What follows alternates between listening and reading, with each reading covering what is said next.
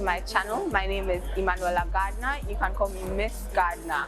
On my channel, I have a podcast dubbed Breaking Barriers.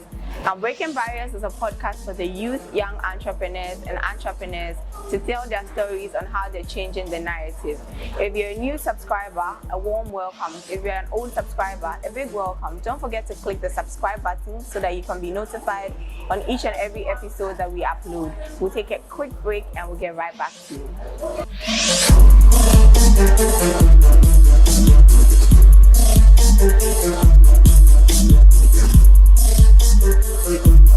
Hi guys, welcome back. Now, I said Breaking Barriers is a podcast for the youth. A major challenge currently in the country is youth unemployment, and I've taken it upon myself to bring you conversations with HR. Conversations with HR has today my guest being somebody in the HR, recruitment and media space.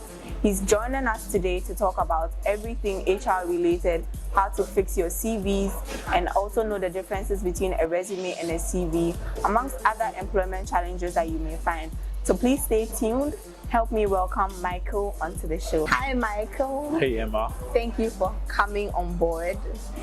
Thanks for having me. Yeah, I just want to put out there, I'm so thankful that you decided, you reached out to me, because I put it out some weeks ago, before you saw the ad and the group that we're in. I had put it out a week ago. I didn't get any response, and then I was like, let me just try again on Sunday. It was even short notice. I didn't think I'd get anybody, but then you reached out to me and very supportive of it. So I just want to say thank you for that. You're welcome. You're welcome. I mean, if you had posted it in the group before that? Yes, that's what I'm saying. Because it's a group. Yeah, and I know the kind of space it is. It's more like a formal space. Yeah. Everybody who is there is business minded. Yeah. So each time I go there, if it's not something that pertains to me, I really don't pay attention to the rest of the thing. But on that day, it was just your message, and I was going through it, and I was gonna drop out on the first few lines, right? But then I saw the second paragraph. Then I saw the second paragraph. Yeah. It wasn't too lengthy, but it was the second paragraph that caught my eye. I'm like, oh, that's the topic I'm interested in. Yeah. And then I hopped onto it. You hopped onto it. So thank you. Wow. Thank you. Guys, Micheal and I, for anybody who might be lost, Micheal and I happen to find ourselves within a WhatsApp group known as Open Space Community, and it's a platform where people drop a gem or two, and that's where I put my ad out, and Micheal reached out to me. So Micheal, without further ado, let's do a brief background history. Who is Micheal? Where did you grow up? What's your education and your family dynamics? Okay, so Micheal, I pride myself as a multi-faced entrepreneur, hustler, Okay. as you would say. I was born in Cameroon. I spent a little bit of my life there, and then I moved to Nigeria, my dad's side. Okay. And I was schooling, happened to be schooling, going through school with scholarship. But along the line, something happened, and after that, I pursued a passion. I've always had a thing for the media. I'm a creative myself, so I've always had a thing for acting, directing. So I did acting and presentation with the Confirming Film Institute that I hold a degree in. And that has been it. I come from a very religious home. Religious because I have uncles who are pastors, I have bishops. That's how deep it is. Yeah. And sometimes you have to be the ones to break the certain barriers. Everybody is too. Are you the black sheep? No, I'm not the black sheep. I'm not. I'm far from the black sheep. But it's just there are certain patterns that they're not bad, but you just need a twist to it, just to add some flavor to it. So I guess I would say I'm one of those. Even prior to chasing my passion in the media space, I play football on a professional kind of level. Yeah, I play football. Football was, at some point in my life, was my life. But then life happens. Life does happen. Yeah, life happens. And so that is it. And now I'm in a space where Yeah. it's about recruiting, finding other bearings and HR stuff. There's so many layers to you, like I'm like an onion. yeah, so many. Yeah. It's the fact that you find yourself in the media space, but there's been so many things to lead in you to the media space, and your family being so religious, having bishops and archbishops in there. I mean, there's not archbishop, Where do you fall on the succession line of the pastoralship, if that's what it's even called? I'm gonna steal my dad's line. Okay. My dad has always said he doesn't want to be a pastor. Okay. He doesn't want to be anything that has to do with the clergy. But whatever thing that is gonna take to run or carry the ministry of God's kingdom afar, he'll be a part of it. I don't want to be given those titles. I don't want to be in the unless God calls me. And I keep saying to you, if God calls me, He has to give me enough evidence to be like, yeah, I know this one there, it could only be God. Who did God call? I think He called Moses. Yes. And he ran. He called Jonah as well. Jonah ran. But then, at some point, there were like strong evidences to show that this is not a human being dealing with me. Yeah. This is a higher power. And I feel like you can't just wake up and be what you're not.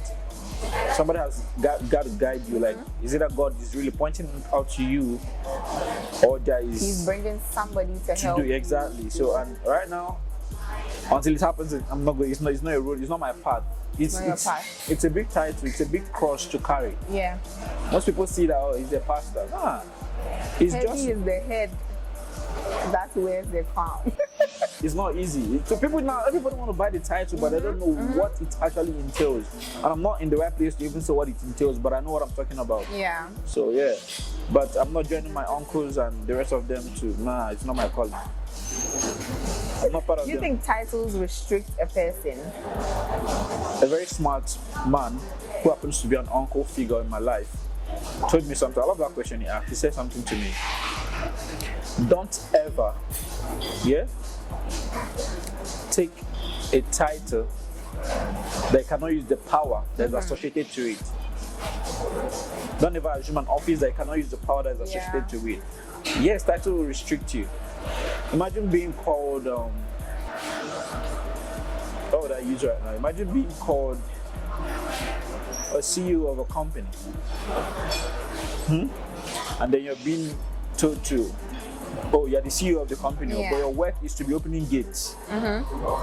Yes. Yeah. For an instance, you're told, Emma, you're the CEO of this company, but then your duty is to be opening gates. How then has the title fit with what you're doing? Yeah. So there's a restriction and misalignment of title. So I'd rather not be given a title that I know I can't handle than be given the title and then a wrong responsibility.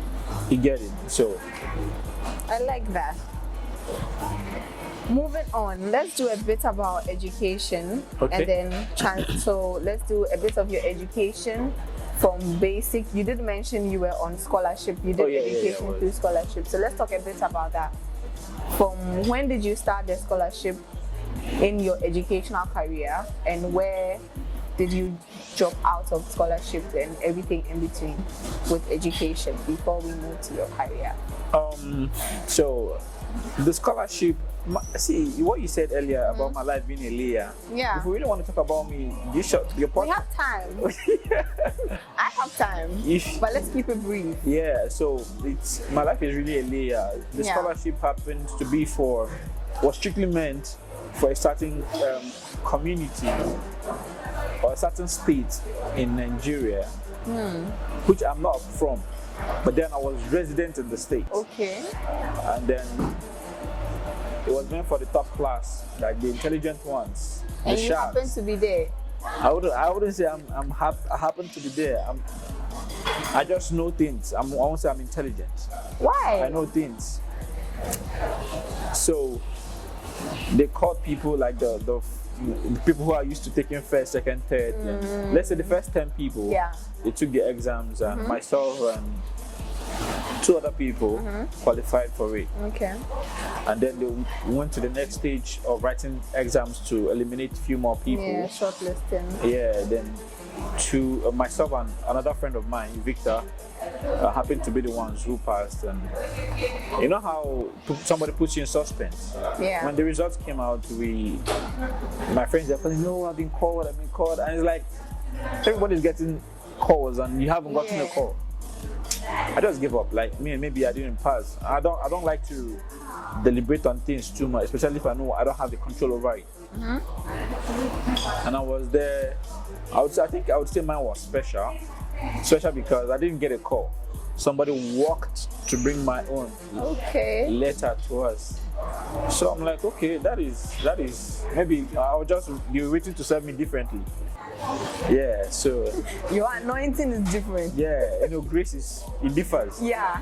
So then I was told that I didn't want to open it because how is everybody was being called and mine is the letter. Yeah, is it a rejection? It gets into I didn't want to open it.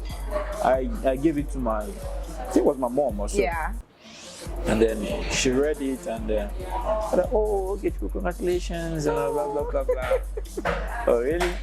I really passed, and then it was a ton of excitement. How is it that you are counted among the first 10 people who are supposedly bright, but you don't want to refer to yourself as somebody who's intelligent, and then you still don't even have faith in yourself for the exam you wrote to be shortlisted? So, this saying that a piper does not blow their own this thing. If you're pretty, Emma is pretty. I have the right to say Emma is pretty. I mean, yes, your self-esteem. You can also affirm it yourself sometimes that, I am pretty. Yeah. But imagine saying it every day, like, Yeah, drum it in you. No, yeah, drum it in you. Esteem. You know it. Yeah. The esteem is up here. And some people have to verbalize it anyway to, get it inside of them. But saying it every, like, I'm intelligent, and then the moment to actually prove that intelligence comes and you're not able to prove it, what shows that you're intelligent?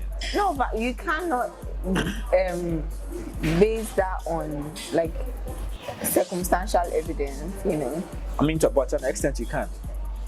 You can't say you're intelligent, I cannot recite A, B, C, D. No, but that's different. But moments. Here's the thing, with what we're discussing, I think then that it's subjective. Yeah, true. Is it subjective? Yeah. But then, I just rather just keep it to myself than just keep saying it out, and then you can't even prove where you stand. Even the intelligence has limits. But yeah. The intelligence that you're giving a math equation to solve. There's intelligence and there's smartness. Smartness is should be, they can be synonymous, but there's a little difference. So where do we draw the line and where do we not draw the line? It's a whole topic. Yeah, see, that's what I'm saying. It's. But again, you need to have confidence in yourself for one or two things that you do. If confidence was a pill, I'm probably overdosing in it. Sometimes I feel too cocky. Yeah. All right, but then it's a thing of knowing limits. Too much of everything is bad. Yeah. So it's a thing about knowing limits, and I feel like I don't want to say, hey, this is where you put the boundaries, and this is where you bring it up. Yeah. So for me, it's just what it is, that just knowing that I'm confident and I'm intelligent, but not. And I'm confident and intelligent. I'm also intelligent enough to know that I don't have to rub it on people's face each time. Yeah. Because that's humility. That comes with intelligence. Yes. So that's the humility in that. Yeah, so let's do your tertiary life. My tertiary life, I was in university when I was pursuing a degree. Okay. In the same thing I have a degree in right now, but in a different university in theater and performance. Okay. I lost my dad. When I lost my dad, finances became a little bit this and that. I had to differ, and after a while I started working. And my first work, I was more like a boss boy. Yeah, you see. Short or mid? Nah. No, church meet. For those who know who church meet is, like conductor. Okay, bus boy is it not the same? No, I'm saying for those who don't know what church meet is, I'm trying to tell them no, that is under the But for this conductor. you were a bus boy. No, my bus boy was like church meet. You see, these table water companies, right? Okay. I work with one that myself and the driver were the only people in the car. So he drives and I'm the one who helps distribute the water and then take the money and stuff like that. Okay. So that was the first thing I did. And after that, I moved to another table water company. And this time I was more like a belt control, and then I got promoted to stock manager. Okay. So I was taking stocks, making sure stocks don't run out and giving account of what is left and what's expected. So basically, and then after that, I saved enough for myself to enroll in a school because I've always loved, I mean, it's not an obsession, but I've always loved to,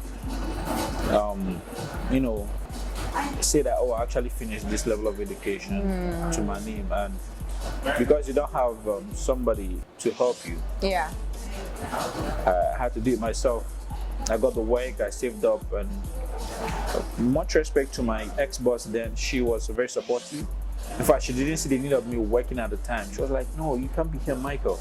You have to go to school. Like I've always, the way I carry myself, the way I maybe speak sometimes. Yeah. It's like, nah, you're too this for being this kind of place. I want you to finish school. She was You need to helpful. polish up. Yeah, she was very supportive. She gave financial assistance, and a friend of mine too, John, was also one of the people who kept pushing me. Mike, you have to do this, you have to do that. And then I went and I got the degree in acting and performance with Confirming Film Institute in Lagos, Nigeria. So yeah. And then you moved out of Lagos. I moved out of Lagos. I got another scholarship on the road, and this time the scholarship was to Canada. Okay. But then the paperwork became an issue. I had to be repatriated back because of the paperwork. And after that, and that was where that was the same year that I lost my dad, and then I got a job opportunity to come work for a family friend here in Ghana. And that's how come you're here. Yes, that's how come I'm in Accra, Ghana. And since then, it's been hustling all the way. So now you've just thrown us into a bit of your career. Yeah. But before we take the whole cake, the experience of being repatriated, how did that make you feel? Especially since you've been repatriated for no fault of yours. Who are you going to hold accountable? There should be some, was it just you? No, it wasn't me. There were a lot of people. There? Yeah, there were other people as well. So that's just how the scholarship scheme ended? Because it's like, I've invited you to come have a dinner here. And you've been told that the dinner, everything is being paid for. And I'm getting here, yes, there's dinner, but you have to pay for it. What are you going to do? And you don't have the money to pay for it. So you leave? Yes, exactly. That's what happened. But then there was actually money. There was actually money meant for it. Yeah. But the person who is in charge of it didn't want to disburse it, and you can't hold the person accountable at a time. It's a whole long story. Even now, I don't even think the person was ever brought to book. I don't know. It just was a thing of move on with your life, and you have to do that. You can't keep holding on to the past. The past is the past.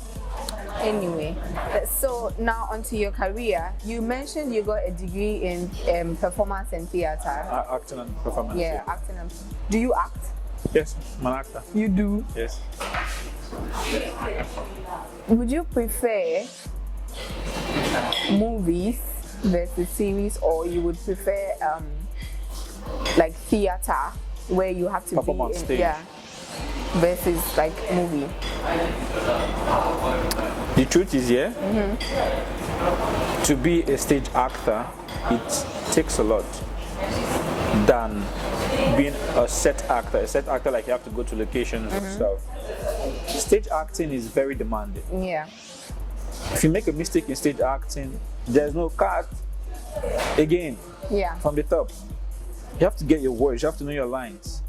But meanwhile, if you're on set, you're going through a script. oh, I'm mad at you right now. God, that's not a lie. Okay, I'm mad at you, but you know, you get a chance to be corrected and change certain things. Unlike on a stage, if you flop, it's a flop. You get it? So I like being taxed to being on stage because I want to see how much of my lines I can hold up in my head. But then that's also where it becomes a little bit creative on stage. Because when, say, I'm waiting for Emma to deliver her line and she forgets her line, I'm going to be creative enough to be like, throw something to remind her of her line. Of the line. Let's say maybe Emma was supposed to tell me, you're supposed to come to my house yesterday, and Emma has finished saying the line before that and don't remember that she was supposed to say, oh, I was supposed to come to your house. I could be creative enough to be like, weren't you the one who told me that you say you're going to come to my house? You get it? Yeah. That I'm prompting you, that you can catch on to the fact that you're an actor and be like, oh yeah, you know, I actually forgot. That is, we can change it a word or bit. two. On just so you can catch up with where the story is heading to. But on a set, his director will always be there to correct you. Yeah. Or the script monitor will tell you, oh, now you missed a line or something like that. But on a stage, if you flop, you flop. And people are watching. Exactly. It's live. Exactly. There's no editing. There's no special effects to cover up anything. Yeah. It is what it is. Do you think a stage actor has a higher advantage over a set actor? Definitely. Most people, I mean, right now things are changing, right? People feel like it's easy to become a creative, especially an actor or something. Yeah. But it's also demanding. Hella is the case. I started acting way back from high school. Yeah. Where you have to do drama and stuff like that. You know, I have to do drama. And from there, I saw myself doing it in church. After high school, you're in the youth department. It's Youth Sunday. Yeah, you have to be the one to script up the script, and then you guys go for rehearsals. So I feel like it's very demanding being a stage actor than it is just being a regular set actor. Somebody will say, oh, they are the same thing. Yes, they are the same thing when you are asked to be strict with your script. There's some directors or script, let's say writers. Some script writers don't want you to mess up with their story. They tell you, if I say A, say A. Don't change nothing. You can't use your own words. But here you come down to, say, let's Africa. Most of our movies, there are scripts to guide you on what the story is going to look like. But there are no strict to it. Their directors are not strict. All they want you to do is understand the lines or understand where the story is heading to. Get your own dialogue. You're allowed, like they're ad libs. You're just allowed to flow, do your free flow, but retain the conversation length. But also lies where some people tell you, like I said, stage acting, they're given a script. This is what you're supposed to say. You're not supposed to deviate. Exactly. You're not supposed to veer off to something else. You stick to the script. We've been talking for a bit, and I never let my guests go thirsty on my show. Even me as a person, I don't like to go thirsty. Okay. In any shape or form. So I'm here with a box of fruit juice. Can you even take fruits? I do. I love. What's your favorite? Nigerians watermelon. take fruits a lot. Watermelon. That's your favorite? Yes. I love watermelon so much. Watermelon, and then maybe next to it probably maybe apple. Yeah. Red apple. Red apple. Green is actually more healthy, they say, but I love red apple. I feel like the greens have a taste to them. But that aside, I'm here with a box of fruit juice because they say an apple a day keeps the doctor away. But if you can't afford fruits, you can have fresh fruit. Now these fresh fruit juices are made by the berry company. It's not an ad. It's just I found myself drinking this fruit juice, and it just tastes so good. I'll serve my guests first. Oh, let me do the service. Okay. So what I do is, once I find something that I like, I try as much as possible to put 50% of my friends on it. 50%? Yeah. Of my friends on it. Because, good friendship is you need good vibes. You can't have friendship with bad vibes. So I put my friends on anything I taste that's good. So now you're hooking them up to to pineapple juice by the Berry Company. Okay. They're a manufacturing company based in the UK. They make fresh juices and they put it in these nice boxes, 100% no additives. You can use it for cocktails and mocktails if you take a sip or two. They have been so gracious enough to let you know that they're gonna guide you by giving you, like, if you look on the side of the box, there's a recipe for either cocktails and mocktails. So that's quite detailed. Yeah, like, why would you not drink healthy? I mean, now that you're saying, so is it affordable? Like, it is. So you can pick up a box from ShopRite. Oh, okay. From the nearest ShopRite around you, you just pick up a box. I will not disclose the price here. I'll disclose it after set. No but problem. It's very affordable for everybody. You know, the average Ghanaian, the non-average Ghanaian, everybody can have it. And it's for vegans and vegetarians, so everybo's free to try. On that note, we're gonna take our straws. Gentlemen, can we have some straw action going on? And then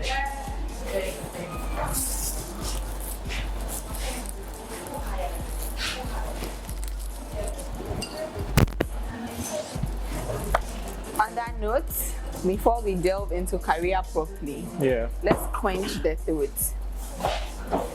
Thank you, Michael, for coming on board. Tell me it's not fresh juice. Lie to me. I can't lie at this point. The evidence is clear. Yep. I can't lie. Okay, so onto your career. You do a bit of HR. Yeah. But before that, you did do recruitment. Yes. So let's talk about that. What are your professional qualifications in that angle? And how did you even stumble into recruitment and HR? So, like I said, when I fell out my first job here in Ghana, I needed to find a way around things. One of the first things I picked up, because I wanted to try it, was I did some crash course for about a month or so in massage therapy. Okay. So I took up on that. But at the long run, there's something that will put you in some office space to ground you. And technology has made it easier for you to learn anything anywhere by having a smartphone or a laptop. And access to the internet. Yeah. So I hopped onto Udemy. Okay. And I took some courses on recruitment, HR, and some other things. And then I got the certificate. But down here a lot of people don't respect such. Certificate, Google certifications and all that. Yeah. Excuse me. They dub it internet certification. Yeah. So not a lot of people, bought the idea that I have the experience. But in the long run, somebody gave me a chance to prove. Yeah, to prove by recruiting certain. It was a new company. She gave me the chance to. I just gave it up. But the company gave me a chance to help her recruit certain people. My work for them was strictly to recruit for them. I wasn't going to handle the interview process. I just got them the best candidate for the said roles. It was up to them who they wanted to go with. So that was basically it up until I also had another company that also wanted me to do the same thing. So it was mainly on the recruitment side of things. It was later that I had the chance to be given the title of the HR. Just so I'll be able to go deeper with understand how the employment and the customer treatment, employee treatment goes for whatever the company it is, especially if you're working with a particular company as their chief recruiter, or you're just doing something surrounding exactly. So that has just been it so far with the education side. So it wasn't like that's what I learned, or that's what I picked up in school with a degree in. It's something that I took a course online and you just flowed with it. Yeah. So as a recruiter, what are the things that you look out for when you are recruiting people for company A, B, or C? So I really believe in changing scopes, right? Yeah. I believe so much in changing scope. And I feel like that's one of the biggest problems Africa has right now. Whereby you see a vacancy or unemployment opportunity, but certain demands are restricting the people. Right? As a recruiter, somebody said they want a waiter and they're looking for 10 years experience. That is outrageous. For a waiting job, even at an entry level, You can do it. you can do it. So why asking for a 10 year? That's a decade. I'm not saying most people say a decade, but like these are some of the outrageous ones people put up there. Like I need 5 years experience as a waiter. As an entry job, something anybody can literally do it. Just put the person on a guard and they can pick it up. So those are one of the things that, as a recruiter, if you see it and it's outrageous to you, you prompt the idea of whoever it is you're recruiting for that. I can actually get you these people, right? But some of your demands is something that I feel like it's not impossible, but it's just so not right. So instead of going for 10 years, why not say 3 or why not say 2? At least those ones are more attainable. So these are the certain things that if you see it in jobs, especially in Africa, they want you to have a certain years of experience before they will give you the role. Meanwhile, you can probationally put the person on the role and see how well they do before, permanently giving them the position they apply for or you seeking them to work for. So when the interview is going on, or first of all, how do they even narrow it down? How does HR, you've done the recruitment, right? Yes. So now it's HR's turn to do the employment, So once HR sits down, what do they look for? It entails a lot of things. It entails what does the company want? Because mind you, you're the HR, but there's a policy that governs the company, right? So you're going to look at what the company policies are in terms of employee. You're also going to look at the policies of the labor force of the country, right? These are certain things you put into consideration as HR, because your HR position is mainly like the middleman between the employee and the company. Yeah. So you have to look out for the wellness of the employee as well as the growth of the company that you're working for.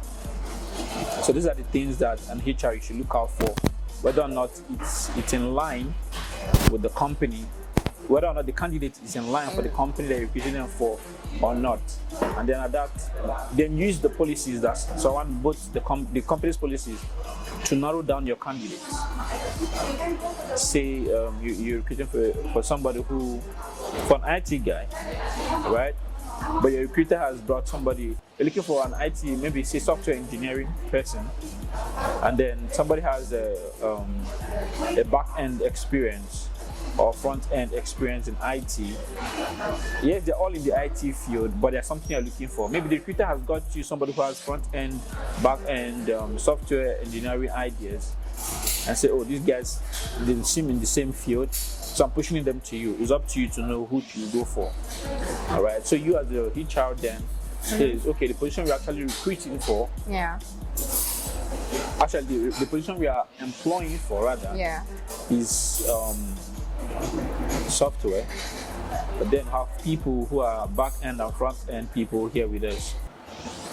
Mind you, even the ideal candidates based on their CV might be the person you want, but then you get to realize that based on the experiences, that even the front-end person might have even a better experience as compared to the software engineering person. That's where it becomes a little bit dicey, because you have to now know who will be the ideal candidates. So some companies have maybe 2, 3, sometimes 3 phases of their interview. So maybe that's when you do some practicals. Okay, do this for us and let's see how well you do it. It might turn out to be that the software engineering person is actually good at it, but maybe doesn't have a lot of experiences on their sleeves. So you say, okay, we've seen what he can do, and then you give the other person a try as well. It might turn out that, okay, he just has a little experience as compared to the software engineer. Yeah, so I have to go with the right person that fits the profile that you're looking for.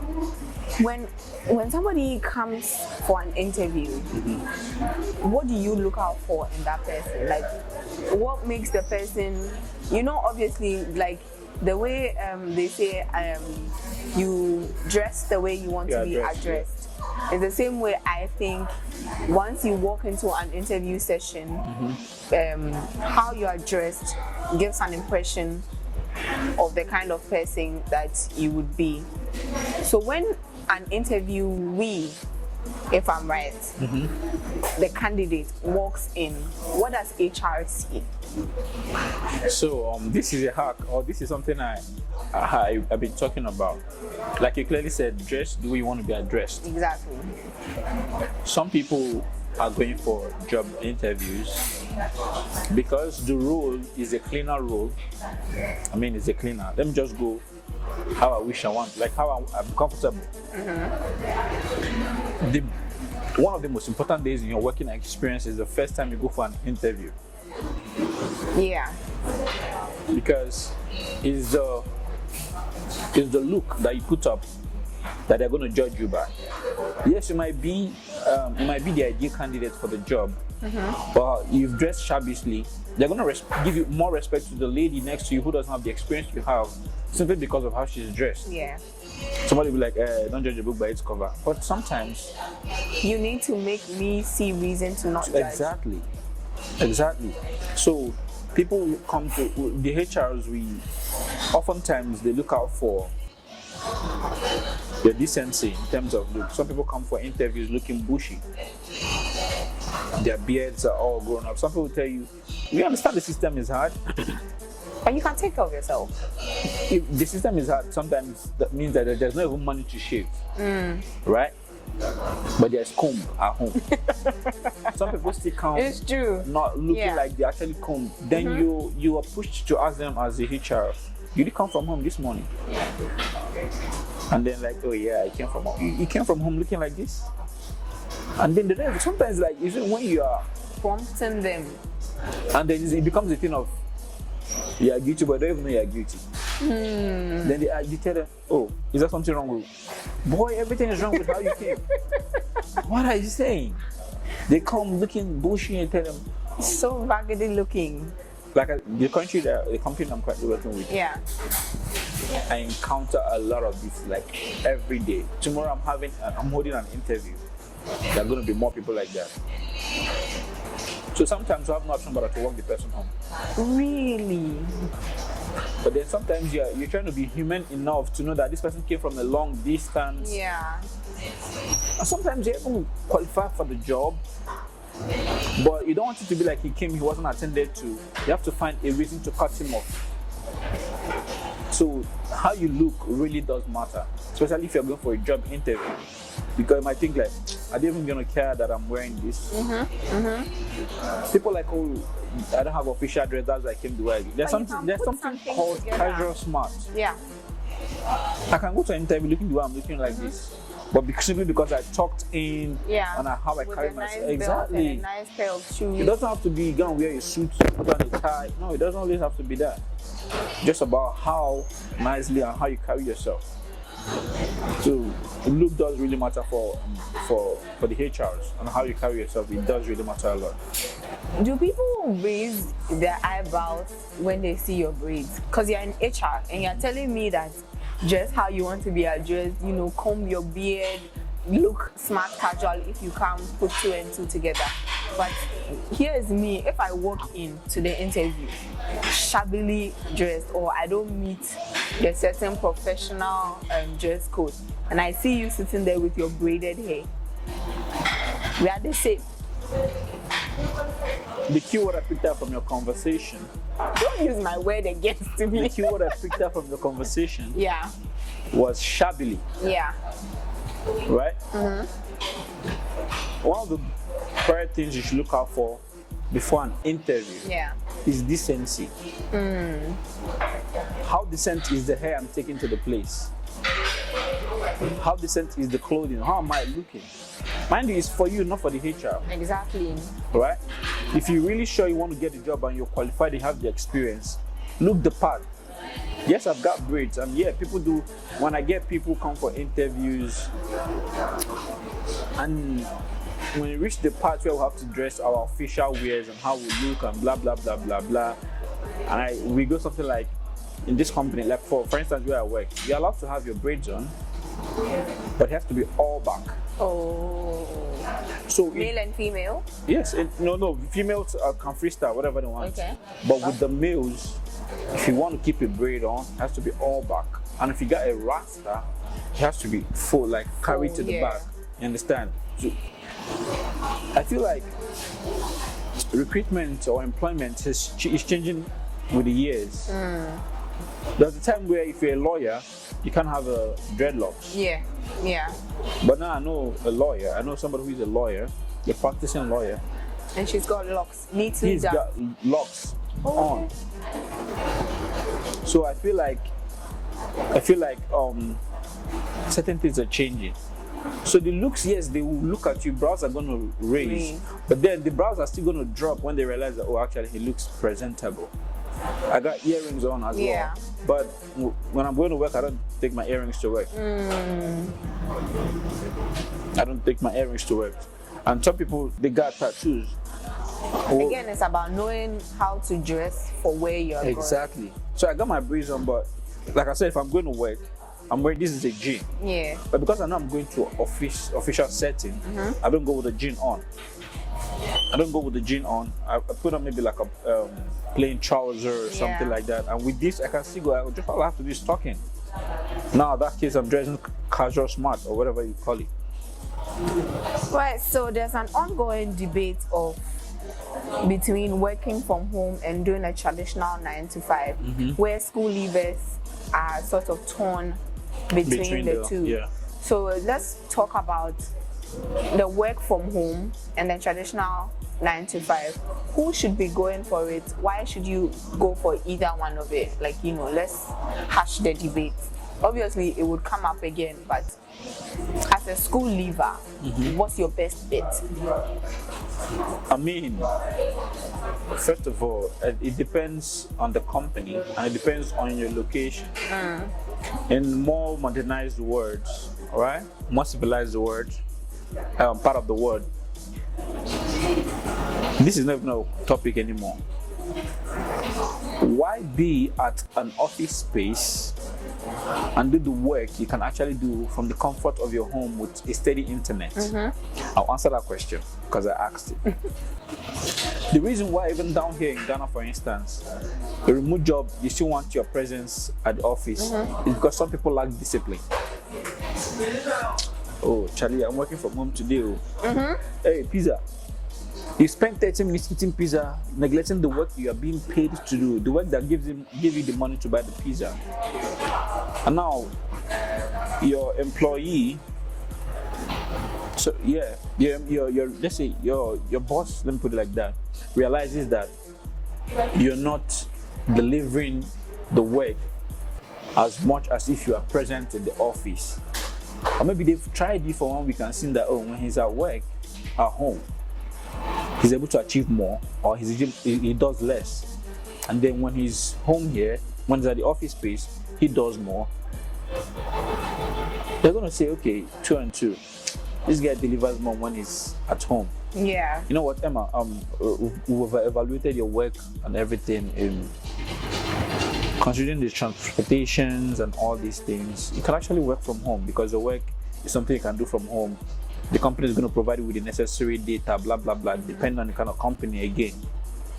Then you work from home, right? But if it's something that they realize that your work evaluation, if they give you the chance, even while you're in office present, you're not delivering, and then they tell you to go home and start doing the work, maybe 10 o'clock, you've not even clocked in. So it becomes a thing of that's why some companies, there's a lot of jobs in Ghana here that the people doing it can actually work from home.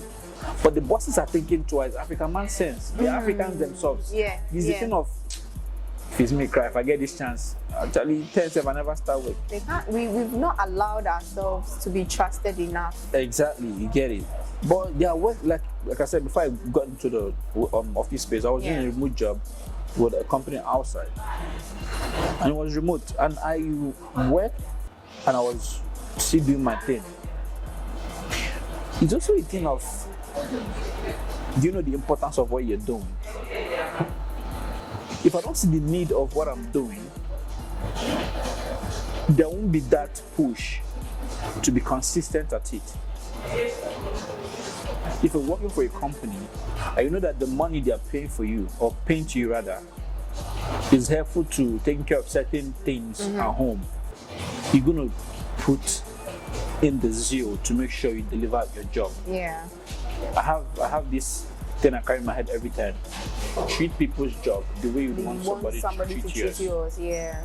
If you don't want to build a company today and see it collapse tomorrow, why then do you want to see somebody's home collapse today simply because you're working for the person? Mind you, treat people's job in a way where even in their absence rather, they can count on you to oversee things. I've heard of people who get big promotions from being just a mere driver or a personal assistant to attaining some top levels simply because they are diligent to their work. Even the Bible says those who are diligent to their work will appear before kings and what? Yeah. So how much more you? So if you want to get, some people say that the money they are paying is not much. This money we are paying me saga. The money thing is true, yeah. But sometimes, yeah, like one of my favorite authors would always say, Miles Monroe, he would say something: render more services than you're paid for. What's the connection behind that? Render more services than you're paid for. Some people, the reason why they can't really even be trusted first from working from, because that was the question, 9 to 5 to versus work remote, from, yeah, is because even while you're working in the office, from office, you're not even rendering good service enough. How much more are you working from home? You get? Exactly. But then there's still people who work from home and they're even rendering more services than those that are in the office space.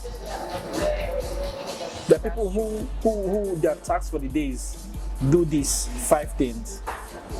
Do these 5 things and then you can go home, right? Or you can clock off for the day. They do the 5 things, they are done. They're like, oh boss, I really don't have much left to do. Can I take on another task? The boss is gonna look like, yeah. But mind you, it's not gonna be a paid extra because you're deciding to take for it. Unless there's something like that allocated to extra hours. And be like, oh no, I don't mind. I just want to keep myself busy. If opportunity comes out for promotion, who would the boss want? Somebody who is not doing much, or you who is willing to even take up on extra work and not be paid for it. So in your case, if you can do, so it's more for you is do what you can do to the best of your If you can add on more, that's on you. But just do it to the best of your capability. As simple as that. Because you think nobody is watching, people are watching. People job hop. And then people prefer to have work contractual basis versus having like a permanent one. And I think people do that, contractual and job hopping is to build the CV. How important is it to have work history? Like how important is it? How much of a consideration is given to that when you apply for a job? A lot of considerations are actually put into it. The reason why I'm saying this is, let's say for instance I need a waiter. Yeah.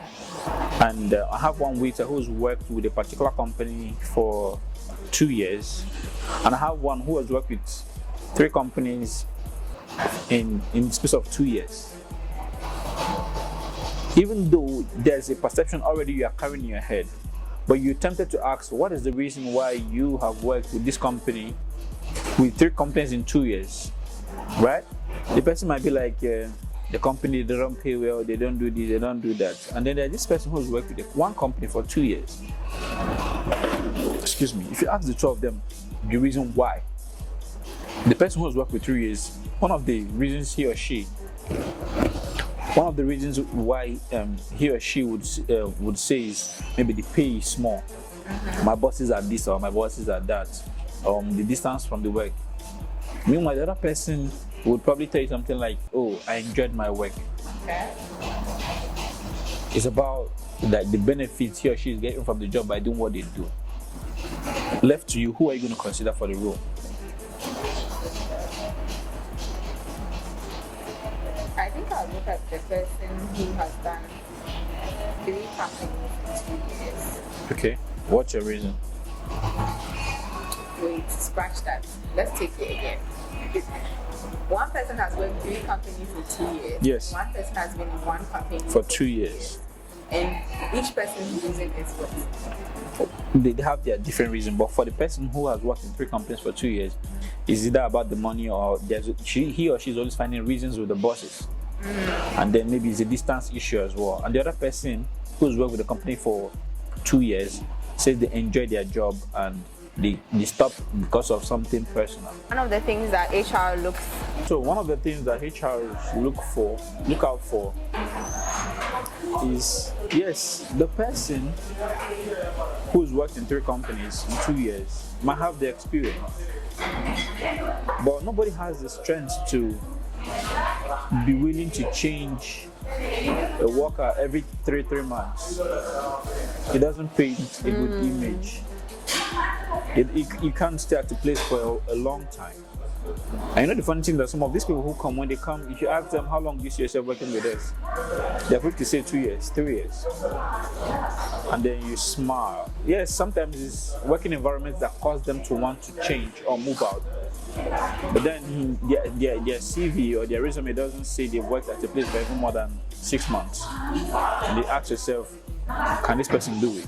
They might have the experience and knowledge, but then the longevity of your working days or months with the company is also what they look out for. This person has worked here, 3 months. Maybe it's a partner with you. Maybe nothing is actually wrong with the company. Yeah.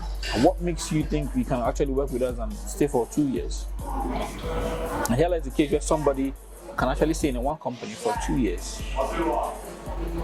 Some people, like you said, the sentiment for them. But yeah, if the sentiment was that, but 2 years is a long time to even be in prison, not to talk about work. Yeah, that's true. So the reason why HRs look out for this lifespan of you in whatever company it is you worked in the past is because they're not ready to put up an advert that shows that this vacancy that was just they employed for somebody 2 months ago is now open again because the employee has no consistency to be into one place for a long time. Let's talk about resignation, early retirement, and retirement. Like if somebody is resigning, HR obviously needs to step in.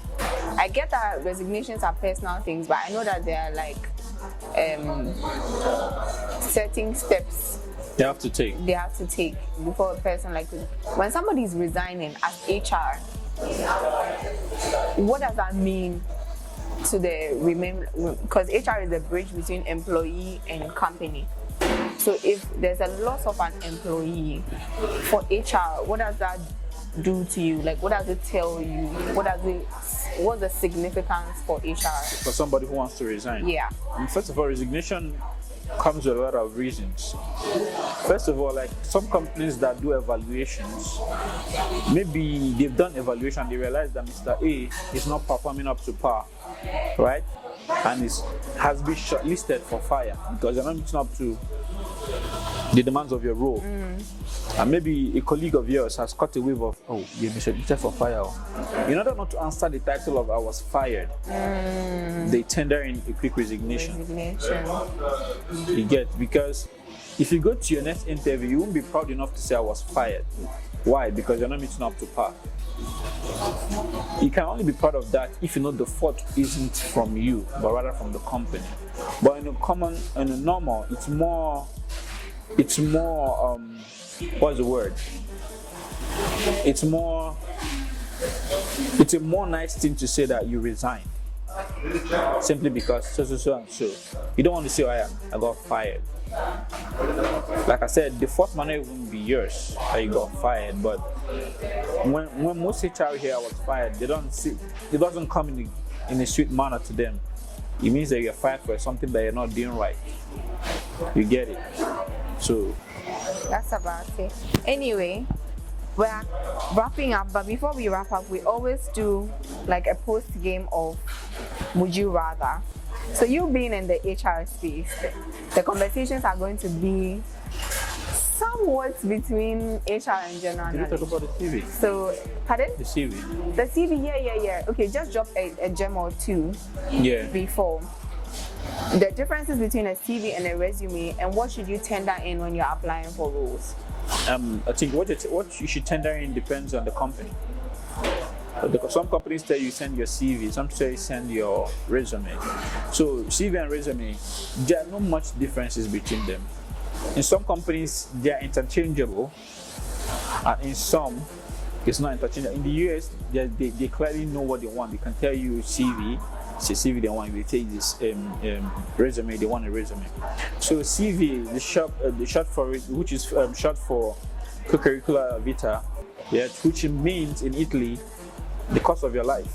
Okay. Literally, that's what it means. So now, not like your whole life, your family history and all that, but like work experiences and education and achievements relating to work. Right? So that's basically what a CV means. And a resume is mainly constricted to what you can do. It doesn't oftentimes entail in details what your CV should have. And a resume should be like a page, marks. A CV can have multiple pages, like maybe 2 to 3. Because it's like the course of your life. Because of your life, you understand? So on which one should you submit? It depends on what the people want. Just this morning, somebody came to me that she submitted her CV, but the company said they want her resume. No, she sent her resume rather, but the company said they want her CV.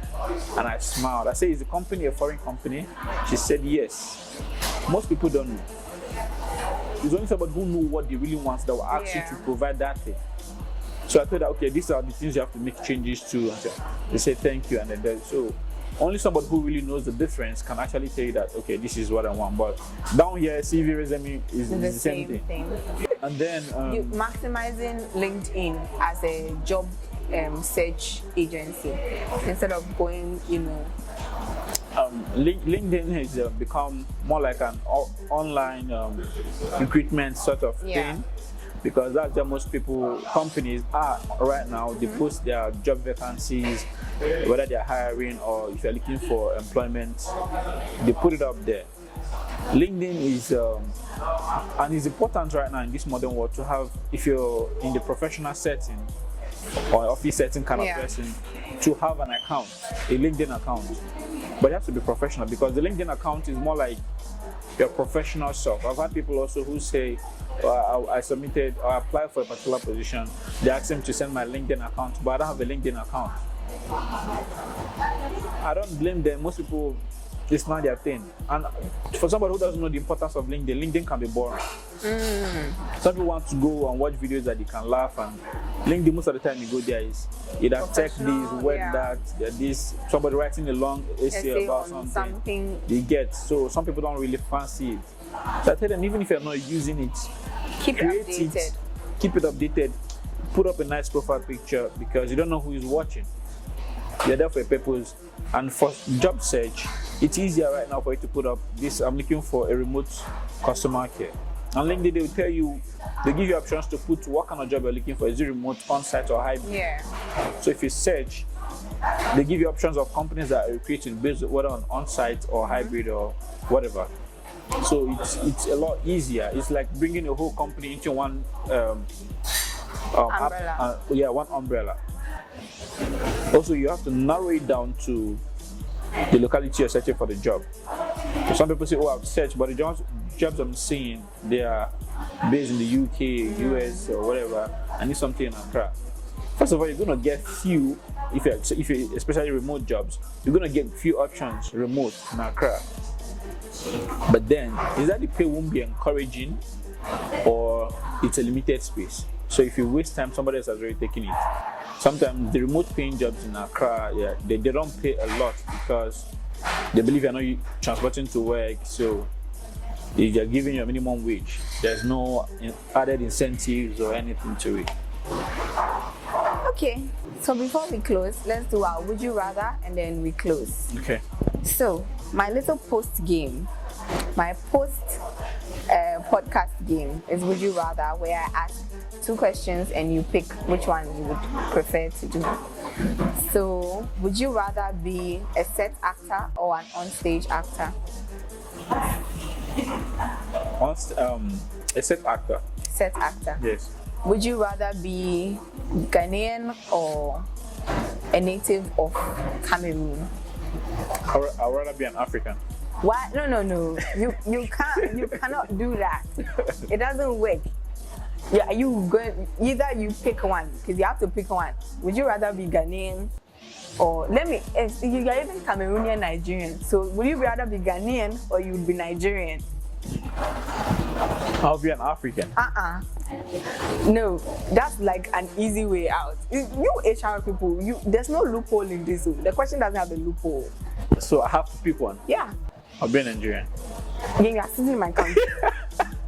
You are picking Nigeria and you are sitting in my country. I mean, Nigeria, Ghana, what's the difference? Hello, there's 2 countries before you get to Nigeria and Ghana. But then why don't they banter between those 2 countries? Now that banter, it does not work between those 2 countries because it's split between the 2 Why? of Do you us. know why? Tell us. Because of the language barrier. They're both. You realize that they're both French-speaking countries. You have French in your blood, but you don't even speak it. I do. Je parle un peu français. Really? Yeah. And that's the best you can do. What do you want me to say? Should I go back to when we before the cameras were rolling? Oh, really? Where you ended Something at, happened? Where you ended at just this is the same line you spoke. Really? Oh, play that. Let's see. Play it. Really? Yeah. If you have evidence. No, because it was off air. You know I don't have evidence. It was off air. So how do you remember if it was off air? Why are you doing this Ghana Niger band? It's a thing with you people. Nah. So yeah, I'd rather be a Nigerian. Ghana jollof or Nigeria jollof? Who cooked it? You want to be smart. You want to be smart. Who cooked it? Where are you? The taste of a meal depends on the cook. Where are you? Can I ask you a question? No. If I took you to Nigeria right now, yeah? Give you Nigerian rice, give you Nigerian ingredients, and ask you to cook jollof rice. I'm doing my jollof. You're doing your jollof with Nigerian ingredients. Uh-huh. If I took a Nigerian and gave him Ghanaian things and cook, what is he cooking? Ghana jollof. What makes it Ghana jollof? Because it's Ghana this thing. Ingredients. So that means if you cook Nigerian, if you cook with Nigerian, you are trying to be smart. You are trying to be smart. It depends on the cook.